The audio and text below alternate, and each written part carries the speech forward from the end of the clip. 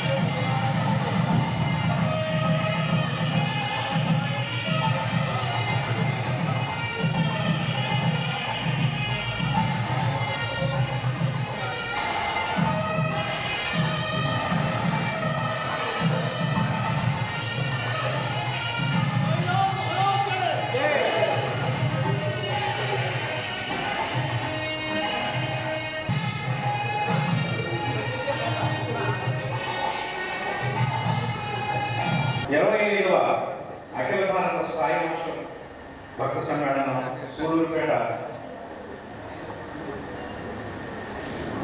7, 8, 9 3 రోజులు ఈ పండుగ చేసుకుంటున్నాము. నిన్న చక్కగా ఊరేగింపు కార్యక్రమం జరిగింది. ఈరోజు ప్రారంభ ఉపన్యాసాలు ప్రారంభమవుతున్నాయి. ఈ జ్యోతి ప్రజ్వలన కార్యక్రమం ప్రారంభం చేస్తాం. ఇప్పుడు ప్రారంభ ఉపన్యాసం చేయవలసిందిగా శ్రీ షిరిడి సాయి సేవా ట్రస్ట్ వ్యవస్థాపక చైర్మన్ శ్రీ ఈవి పూర్ణచంద్రరావు గారిని కోరుతున్నాను. శ్రీ సాయి మాస్టర్ భక్త సమ్మేళనానికి విచ్చేసినటువంటి ప్రతి ఒక్కరికి పేరు పేరున స్వాగత సుఖమాంజలి. తరచి చూసిన బోధపడవులే దైవ చిద్విలాసాలు అని అంటాం. మనకి ఆ క్షణానికి ఏంటో తెలియకపోవచ్చు, మన నిత్య జీవితంలో కానివ్వండి, ఆధ్యాత్మిక ప్రపంచంలో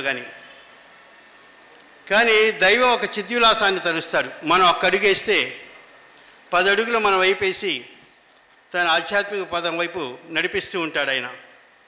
అది నిరంతరం గుర్తుపెట్టుకొని తగు రీతిన ప్రయత్నం కొనసాగించడమే మన జీవిత లక్ష్యం కావాలి.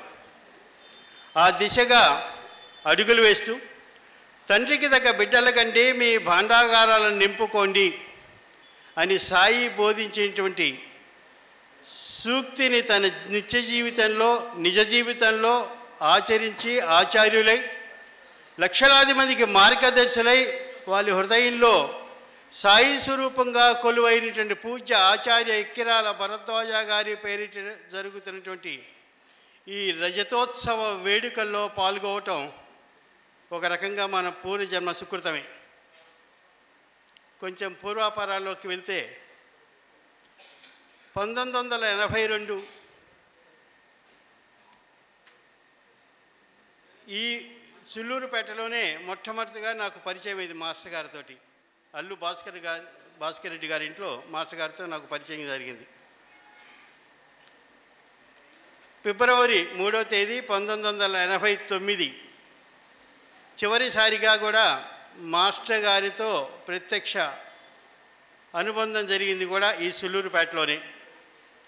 నిన్న మన ఊరేగింపు ప్రారంభించినటువంటి చిత్రకూట మండపం మార్పుల నిమిత్తమై మాస్టర్ గారు రావటం, భాస్కర్ రెడ్డి గారి ఇంట్లో సత్సంగం నిర్వహించుకోవటం, ఆ తర్వాత వారితో సహపంక్తి భోజనం చేయటం. అయితే అప్పుడు జరిగినటువంటి ఒక చిన్న సంఘటన, అప్పుడు మాస్టర్ గారి పక్కన నేను, తర్వాత పాండురంగ గుప్తా గారు వీళ్ళందరూ కూర్చొని ఉన్నాం. మాస్టర్ గారు భాస్కర్ రెడ్డిని పిలిచి దాహం వేసింది, ఒక చుక్క మంచినీళ్ళు ఇస్తావా అని అడిగారు. ఇవ్వగానే భాస్కర్ రెడ్డి వెంటనే తీసుకొచ్చి ఇచ్చారు. మాస్టర్ గారు ఆ గ్లాసు నుంచి ఒక నీళ్ళు కొద్దిగా నోట్లు వేసుకొని పక్కనే ఇచ్చారు. నాకు పట్టుకోమని ఇచ్చారేమో అని అనుకున్నాను. నేను పట్టుకున్నాను. అంటే ఇప్పుడు 89లో జరిగినటువంటి సంఘటన చెప్తాను. పట్టుకోగానే మాస్టర్ గారు సత్సంగం చెప్తూ ఉన్నారు, అలా చూస్తూ ఉన్నారు. కొంచెం పాండురంగ గుప్తా గారు అన్నారు, ఒకసారి నాకు ఆ గ్లాస్ ఇస్తారన్నారు. ఈయన పట్టుకుంటారు కావచ్చు, ఎంతసేపు ఇలా పట్టుకుంటాను అనుకొని ఆయనకి ఇచ్చాను. ఆయన తీసుకున్న గ్లాస్ ఒక చుక్క నోట్లో వేసుకొని మళ్ళీ ఇచ్చి సంతోషం సహా అన్నారు. అని గ్లాస్ తీసుకుని చుక్క నోట్లో వేసుకొని సంతోషం ఇచ్చారు. ఆయన కూడా దాహం వేసింది అనుకున్నాను. అలా మళ్ళీ మాస్టర్ గారు చూస్తున్నారు. నాకు వెంటనే అర్థం, ఆ గ్లాస్ తీసుకొని గడగడ తాగేశారు ఆ నీళ్ళు మొత్తం. తాగగానే పక్క నవ్వేశారు ఆయన. ఆ తర్వాత వారితో కలిసి భోజనం అయింది. ఆయన చిత్రకూట మండపానికి వెళ్ళటం, అక్కడ కొన్ని మార్పులు చెప్పడం, ఆ తర్వాత తిరిగి రైల్వే స్టేషన్కి రావటం. అక్కడ కూర్చున్న తర్వాత వీళ్ళందరూ మన చంద్రబాబు గారండి, జనార్దన్ శెట్టి గారు, అలానే భాస్కర్ రెడ్డి, చాలామంది అక్కడ ఉన్నాం.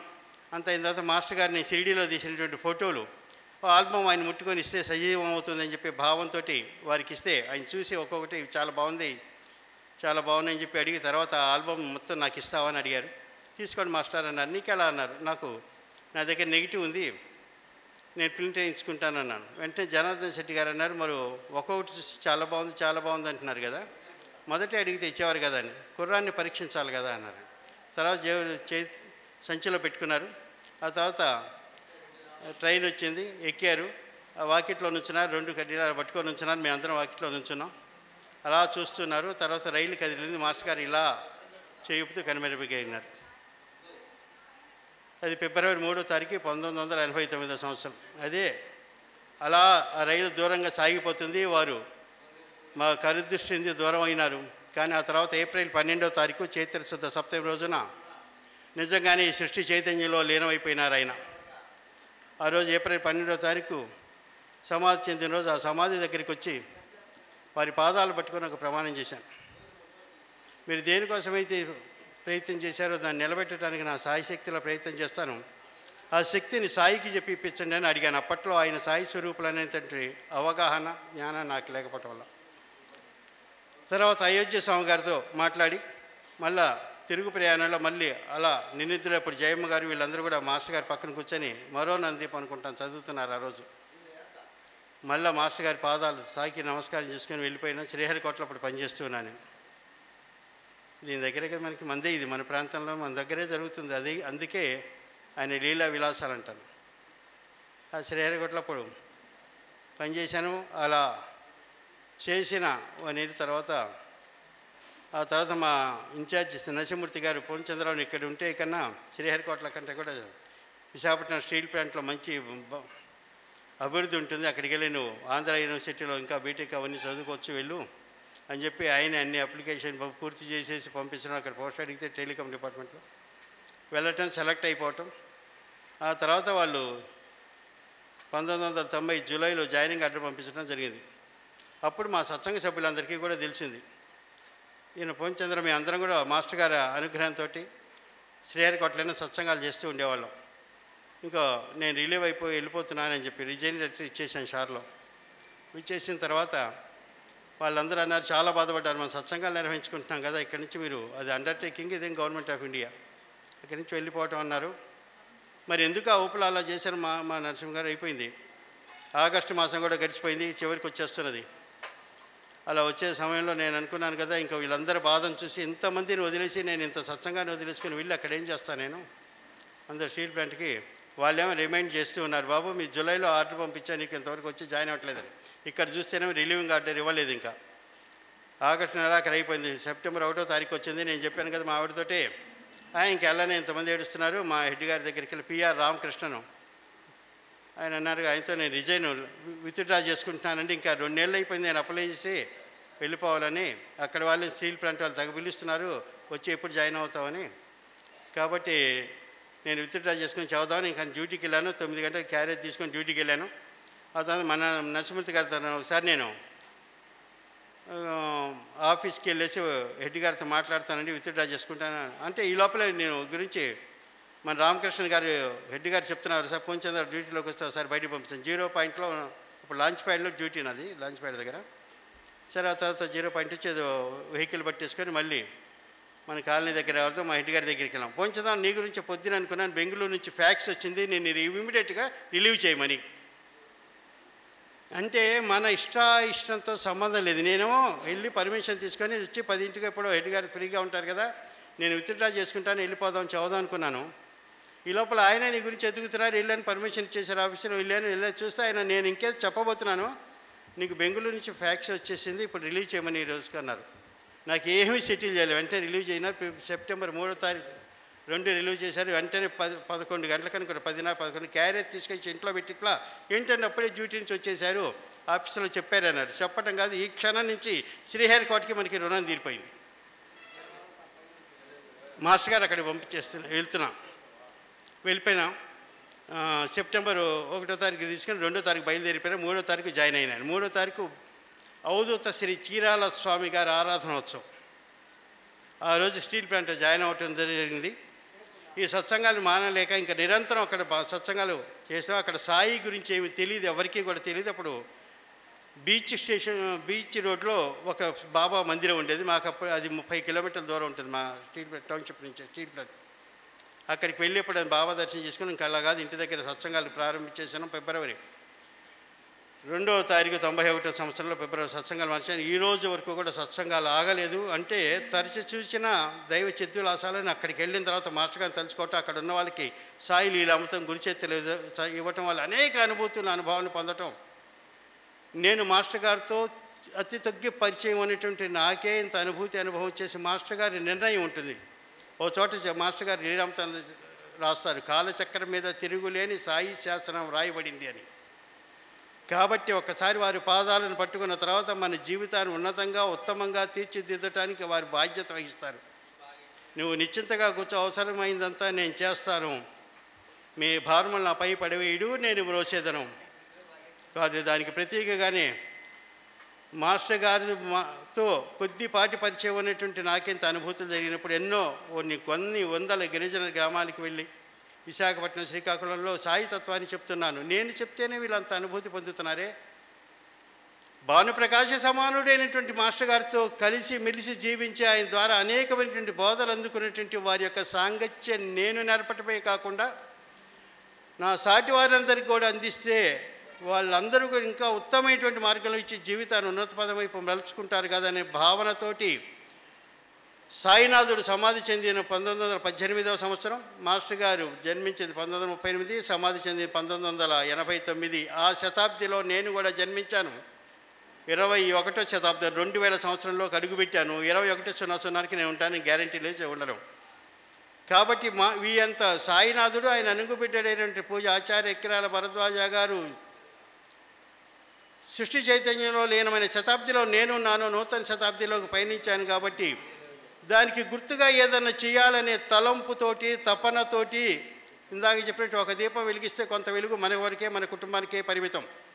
అదే అందరి ఇళ్లలో వెలుగుతున్న దీపాలు ఒకే చోట వెలుగుతాయి. అదే జ్ఞాన వెలుగును బంధించే మాస్టర్ గారితో కలిసిమెలిసి జీవించినటువంటి అనుయూయులు కానివ్వండి, విద్యార్థులు కానివ్వండి, సహోద్యోగులు కానివ్వండి, వారి బోధలను ఆలకించి ప్రత్యక్షంగా ఉన్నతమైన మార్గంలో పయనించేసిన వాళ్ళందరం కూడా ఒక చోట చేరి ఆ వెలుగుని పంచితే లక్షలాది మంది ఆ వెలుగును అందరూ ఆస్వాదిస్తారు.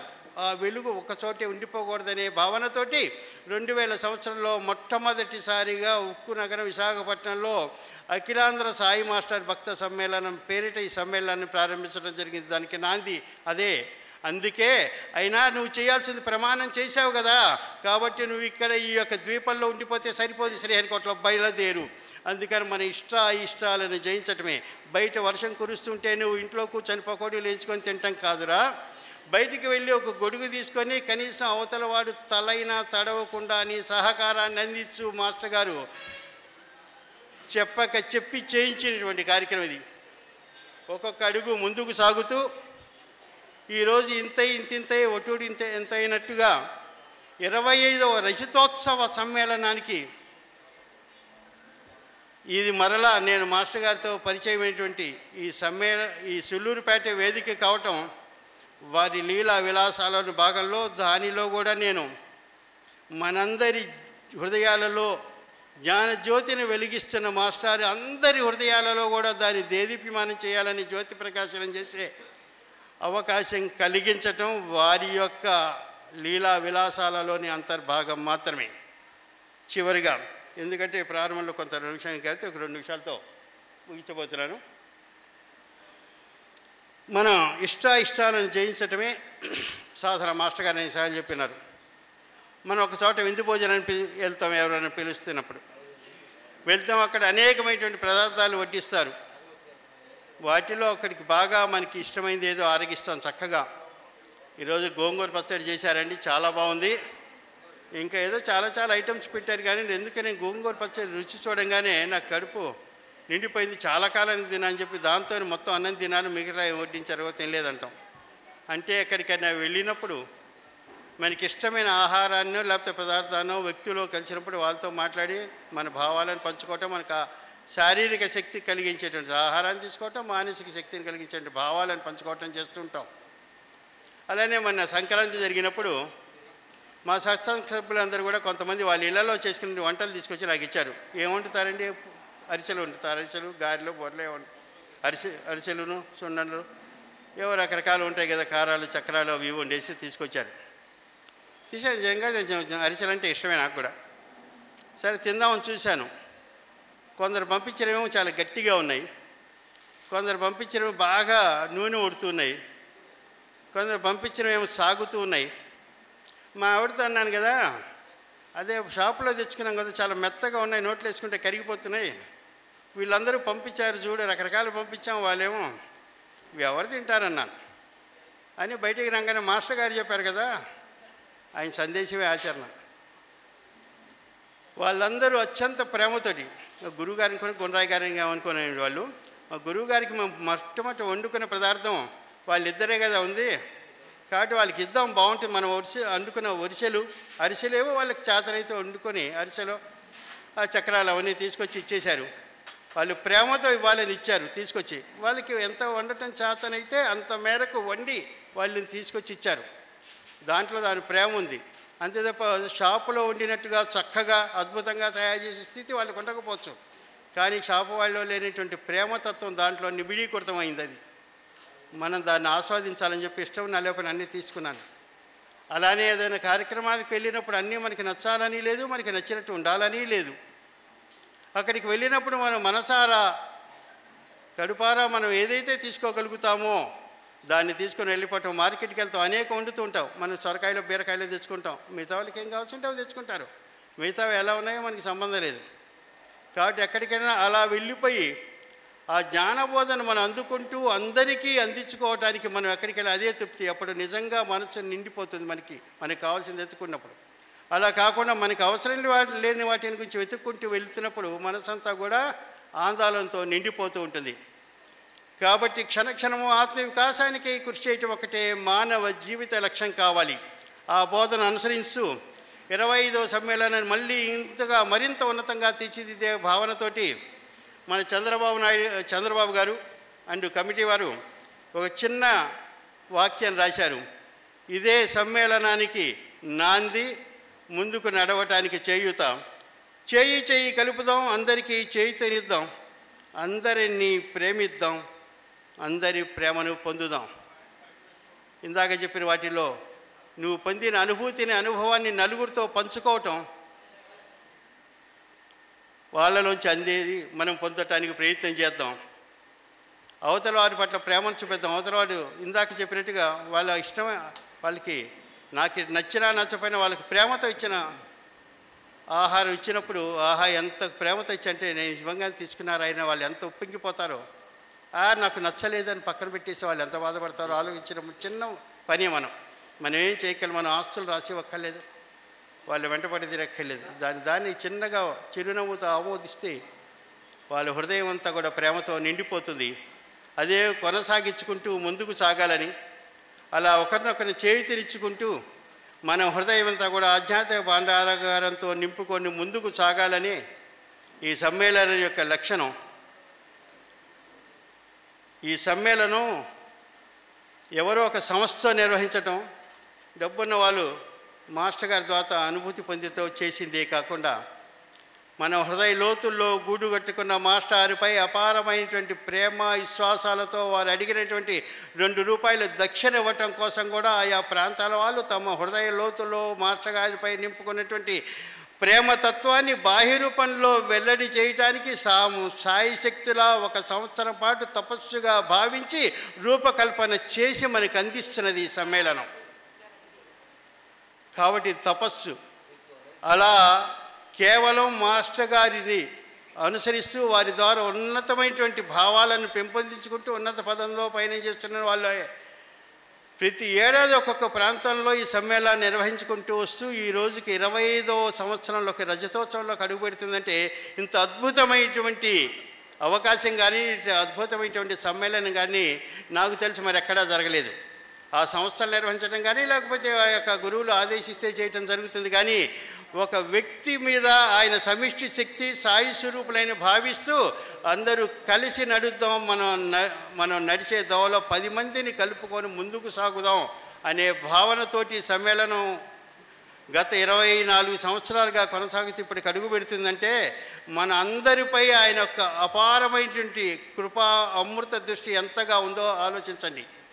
దానితో ఆ సహస్రాంశంలో ఒక నీటి బిందువైన మన హృదయ లోతుల్లో నింపుకొని ముందుకు సాగుతూ మనం పొందిన అనుభూతిని 10 మందికి పంచుతూ 10 మంది ఈ కార్యక్రమాన్ని పంచుతూ కేవలం ఈ సమ్మేళనంలో తిరిగి మనమే కాకుండా మనతో పాటు మరింత మందిని భాగస్వాములను చేస్తూ ఆ ఉన్నతమైన మార్గాన్ని ఇదిగో ఇంతమంది హృదయాలలో ఉంది వారు చూడని చెప్పి అందరికీ తెలియజేయటం ద్వారా ఇది మరింత ఉన్నతై విస్తృతమై లక్షలాది మంది ఈ కార్యక్రమంలో పాల్గొని నేను వెళ్ళాలని తపనగా ఇక్కడి నుంచైనా ముందుకు సాగుదామని కోరుకుంటూ, నేను చెప్పిన వాటిల్లో దోషం ఉంటే నాదిగా బాకు పూజ ఆచార్య కిరభరద్వాజ వాణిగా భావించమని కోరుకుంటూ, ఇంత అద్భుతమైన సమ్మేళనానికి నాంది పలికిన రజతోత్సవానికి నాకు మహదానందం. ఎందుకంటే మాస్టర్ గారి పరిచయం ప్రదేశంలో ఇక్కడ కూర్చొని ఇలా చేయగలుగుతాం. నాంది పలికిన మన చంద్రబాబు గారు ఒకసారి వచ్చి ఈ సమ్మేళనానికి వారి హృదయంలో నుంచి వచ్చినటువంటి భావ వెల్లువను మనందరి ముందు అందించవలసిందిగా కోరుకుంటున్నాను. చంద్రబాబు గారు వచ్చి ఈ సమ్మేళన ప్రారంభానికి మీ యొక్క భావాన్ని తెలియజేయవలసిందిగా కోరుకుంటున్నాను.